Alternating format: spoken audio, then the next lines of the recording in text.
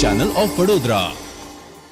વડોદરા મહાનગરપાલિકા દ્વારા ₹331 કરોડના ખર્ચે વિવિધ વિકાસના કામોનું ખાતમુહૂર્ત અને લોકાર્પણ દંડક તેમજ મેયરના હસ્તે કરવામાં આવ્યો હતો. વડોદરા મહાનગરપાલિકા દ્વારા વિકાસના વિવિધ કામોના ખાતમુહૂર્ત અને લોકાર્પણ કરવામાં આવ્યા.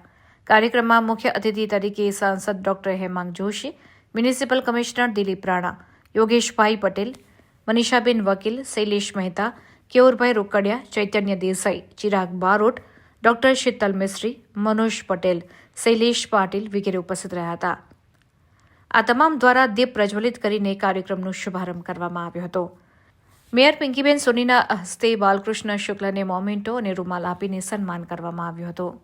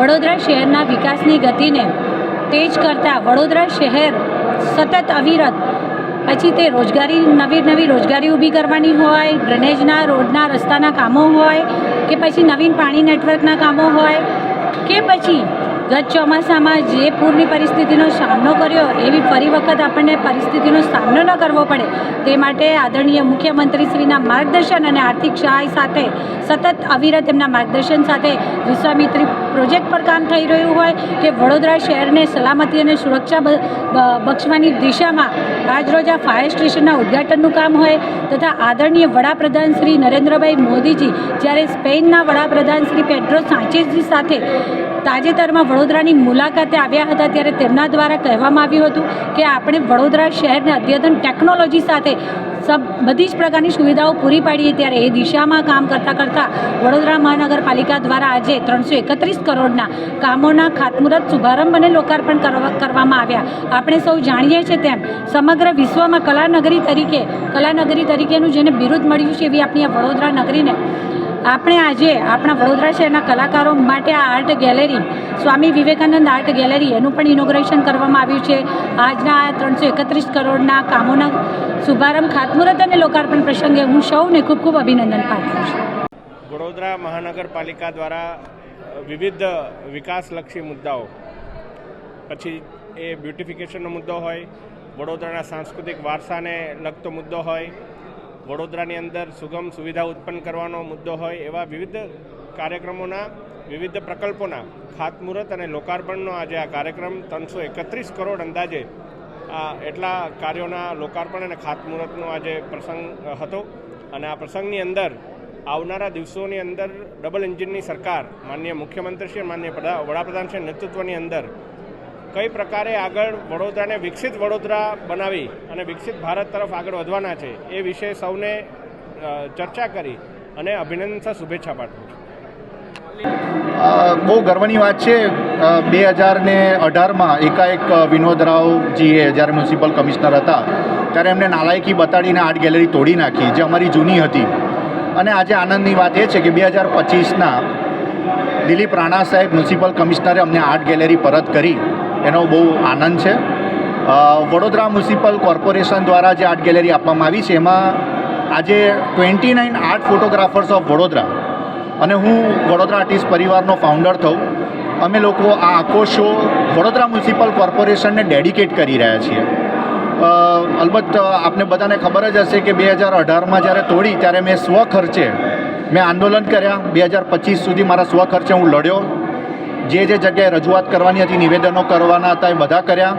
અને છેલ્લે આજે આર્ટ ગેલેરી જોઈ રહ્યો છું અને આટલા બધા તસવીરો મુકાઈ છે, ફોટોગ્રાફરે એમને વર્ક એક્ઝિબિટ કર્યું છે, એટલે હું પુલકિત થઈ રહ્યો છું.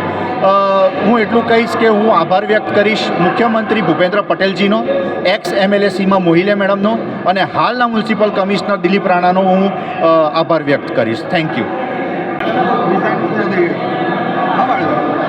આજે વડોદરા મહાનગરપાલિકા દ્વારા 331 કરોડના ખાતમુહૂર્ત અને લોકાર્પણના અલગ અલગ કાર્યક્રમોનો શુભારંભ થયો છે, ત્યારે મહાનગરપાલિકાના આખા ટીમને હું ખૂબ અભિનંદન પાઠવું છું. અને સાથે સાથે હમણાં જે આર્ટ ગેલેરીમાં આપણે ઉપસ્થિત છે એ આર્ટ ગેલેરી ફરીથી સરસ મજાની બનાવવામાં આવી છે. આપના માધ્યમથી તમામ નગરજનોને અને ખાસ કરીને જે સંસ્થાઓ એક્ઝિબિશન લાવે છે, કરે છે, તેમને પણ હું આમંત્રણ આપું છું કે એકવાર આ આર્ટ ગેલેરી જોવા આવશો તો મને એવું લાગે છે કે આગામી દિવસોમાં ફરીથી વડોદરા શહેરના નાગરિકો આર્ટ ગેલેરીનો ઉપયોગ સારી રીતે કરી શકશે.